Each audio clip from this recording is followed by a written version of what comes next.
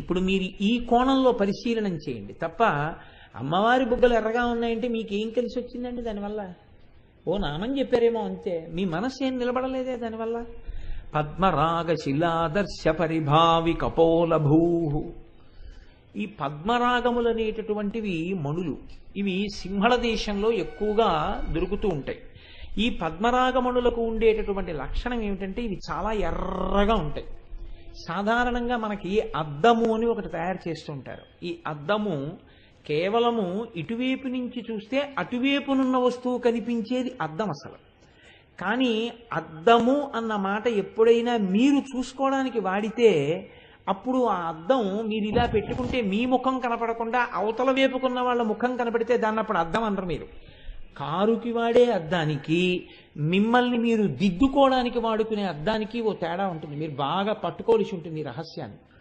ఇప్పుడు నేను మా దొరగారి కారులో వస్తున్నప్పుడు మా దొరగారి కారులో ఉన్నటువంటి అద్దం, ఎదురుగుండా ఉన్న అద్దం, నా ముఖం దొరగారి ముఖం రెండే కనపడ్డాయి అనుకోండి. అందులో నేను మా ఇంటి నుంచి ఇక్కడికి రావడం కుదరదు కదండి. ఆ అద్దంలోంచి ఏం కనపడతాయి? ఎదురుగుండా ఉన్న వాళ్ళు కనపడతారు. నేను ఈ ఉపన్యాసానికి వచ్చే ముందు బొట్టు పెట్టుకోవడానికి ఒక అద్దం వాడతాను. ఆ అద్దం ముందు నిలబడి నేను బొట్టు పెట్టుకుంటాను. ఆ బొట్టు పెట్టుకుంటున్న అద్దం, ఆ అద్దానికి అవతల వాళ్ళు కనపడరు, నేనే కనపడతాను. మీరు కొంచెం పట్టుకునే ప్రయత్నం చేయండి. ఇదేం పెద్ద విషయమేం కాదు, పెద్ద సిద్ధాంతము లేదు అందులో. మీరు చాలా ప్రాజ్ఞులు, నా తాపత్రయమే కానీ మీరు ఎలుగు పట్టుకోలేరు. కాబట్టి రెండూ అద్దాలే, రెండిటికి అద్దమే.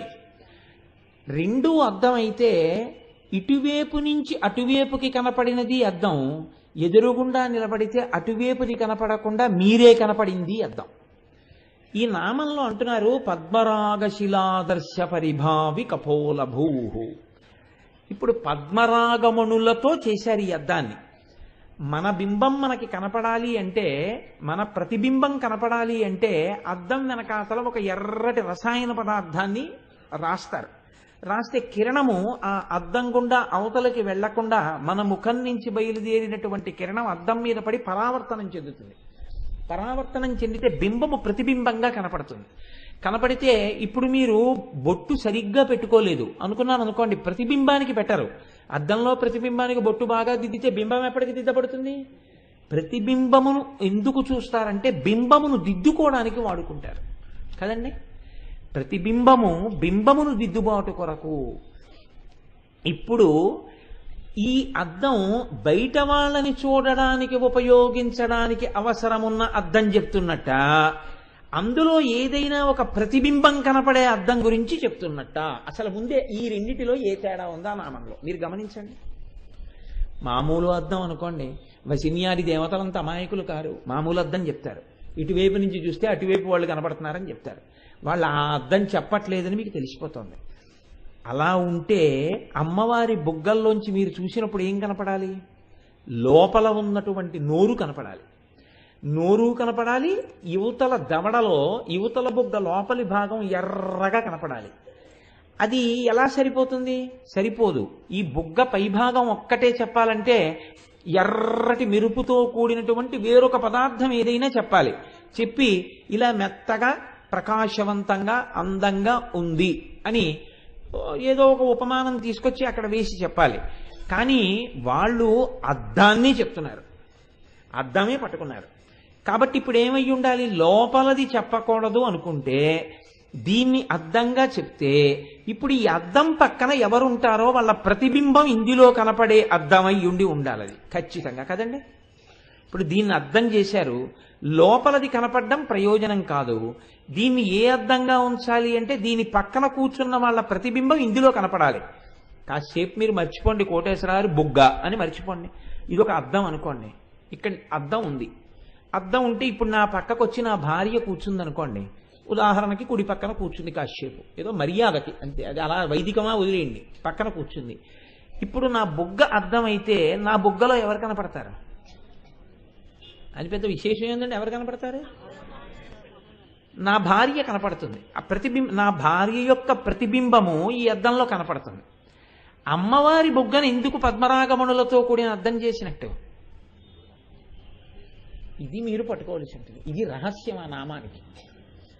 ఇప్పుడు అమ్మవారి యొక్క చిక్కిలిని, అమ్మవారి యొక్క గండస్థలాన్ని వాళ్ళు మామూలు అద్దంతో చెప్పలేదు. ఇటువంటి అద్దం అంటున్నారు. పద్మరాగ శిలాదర్శ పరిభావి కపోలభూ. ఆదర్శ అన్న మాటకి అమరకోశం అద్దము అని వ్యాఖ్యానం చేస్తుంది, దర్పణము అని చెప్తుంది.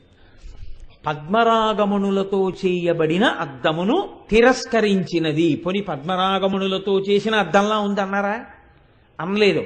పద్మరాగమణులతో చేయబడినటువంటి ఒక అద్దం ఉందని మీరు అనుకుంటే ఆ మణులతో చేయబడిన అద్దము ఎంత అందంగా ఉండి ఉంటుందో అటువంటి అందమును తిరస్కరించగలిగినటువంటి చెక్కిళ్ళు ఉన్నటువంటి తల్లి. ఇది ఆ నామానికి అర్థం.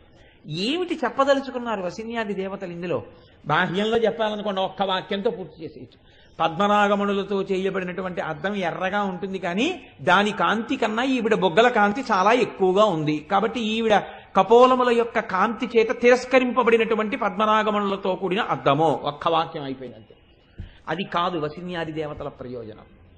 వేరొకటి ఉంది. దీన్ని పట్టుకోగలిగితే మలుపు తిరిగిపోతుంది. ఆ ఒక్క నామం చాలు మిమ్మల్ని ధరించండి. నేను రోజు మొరపెట్టేది అదే. ఏ ఒక్క నామైనా పట్టుకోగలిగితే చాలు, జీవితానికి ఒక కొత్త దిశ వచ్చేస్తుంది. ఇప్పుడు ఎలా వస్తుంది దాని అర్థం అంటే, మీరు చూడండి, ముందు ఎందుకు తిరస్కరణ జరిగింది మీరు ప్రయత్నం చేయండి. అమ్మవారి బుగ్గలు ఎరుపు కాబట్టి అద్దం కూడా ఎర్రగానే చెప్పాలి. మామూలు అద్దాలు తెల్లగా ఉంటాయి, ఎర్రటి అద్దమై ఉండాలి. అందులో ఒక ప్రతిబింబం కనపడాలి. ప్రతిబింబం కనపడేటటువంటి ఎర్రటి అద్దంగా చెప్పాలి అంటే అంత ఎర్రటి కాంతి కలిగినటువంటి మణులుగా చెప్పబడవలసినటువంటివి పద్మరాగమణులు. కాబట్టి ఇప్పుడు ఈ అద్దం పద్మరాగమణులతో చేయబడి ఉన్న ఒక అద్దాన్ని ఇక్కడ పెట్టారు. అమ్మవారి బుగ్గ ఇక్కడ ఉంది. మీరు ధ్యానంలో రెండింటినీ చూడండి. చూస్తే ఈ అద్దం గొప్పదా ఈ బుగ్గ గొప్పదా అని చూశారనుకోండి, మీకు కొన్ని తేడాలు కనపడతాయి. ఇప్పుడు ఈ పద్మరాగమణులు కాంతి వెదజల్లుతూ ప్రకాశవంతంగా ఎర్రగా ఉంటాయి. అమ్మవారెవరు? పూర్వజ. అందరికన్నా ముందు పుట్టింది.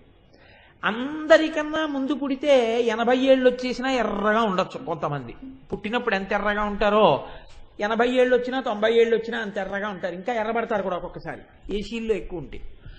కానీ బుగ్గకి ఆ స్థితిస్థాపక శక్తి ఉండదు. స్టిఫ్నెస్ అంటామే అది ఉండదు. జారిపోతుంది, ఇలాగా జారిపోయి ముడతలు పడిపోతుంది.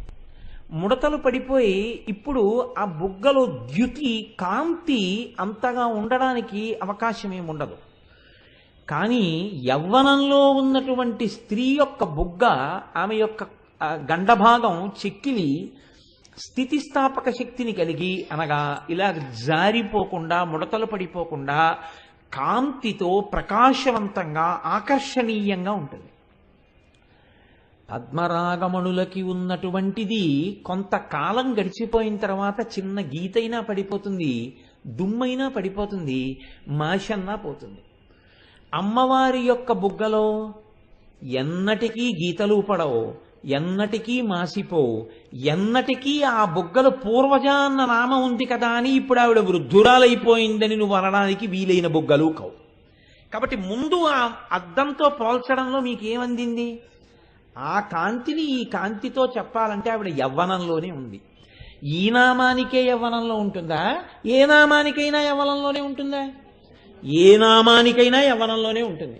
ఏ నామానికైనా యవ్వనంలో ఉంటే మీరు నేను ఎందుకు ఉండలేము? అంటే మనము కాలమునకు వశులము. ఇవాళ కోటేశ్వరరావు ఇలా ఉన్నాడు, ఓ 30 ఏళ్ళు పోయిన తర్వాత కోటేశ్వరరావు సభలోకి వచ్చాడు అనుకోండి, ఏమో గోపాలకృష్ణ గారు చేయి పట్టుకుని నన్ను వేదిక ఎక్కిస్తారేమో కదా. అందుకని అప్పుడు ఏమవుతుంది అంటే అంటే నా ఉద్దేశం ఏమిటంటే గోపాలకృష్ణ గారు కాలమును గెలిచిన వారై ఉంటారు కదా. కాకపోతే ఆయన నన్ను చెయ్యబట్టుకు ఎక్కించాలంటే అది నా ఉద్దేశం. కాబట్టి ఇప్పుడు అలా ఇప్పుడు ఆవిడ కాలమును గెలిచినటువంటి తల్లి. కాలమునకు ఆవిడ లొంగదు. కాలమునకు ఆవిడ లొంగదన్న విషయం మీకు ఎక్కడ బాగా రూఢైంది? నిన్ననే రూఢైంది. నిన్న చెప్పారు కదా, ఆవిడ తపనోడు ఉపమండల. సూర్యచంద్రులు ఇద్దరు ఆవిడ కర్ణాభరణములు. కాబట్టి ఆభరణములుగా వారుంటే వారు ఈవిండి ఏం చేయగలరు? ఆవిడ కాలమునకు లొంగదు. సూర్యచంద్రుల యొక్క ప్రత్యాయాంతికతా పునర్న దివసాహ కాలో జగద్భక్షక. మళ్ళీ సూర్యోదయ సూర్యాస్తమయాలు, చంద్రోదయ చంద్రాస్తమయాల్లో మన ఆయుర్దాయం గ్రసిస్తోంది. అమ్మవారి ఆయుర్దాయం అలా గ్రసింపబడడం ఉండదు. ఆవిడకి అవి ఆభరణములు, ఆవిడ అనుగ్రహంతో ప్రకాశిస్తున్నాయి. కాబట్టి ఇప్పుడు ఆవిడ కాలమునకు లొంగదు. కాబట్టి ఆవిడ నిత్య యవ్వన, ఆవిడ ఎప్పుడూ యవ్వనంతో ఉన్నది.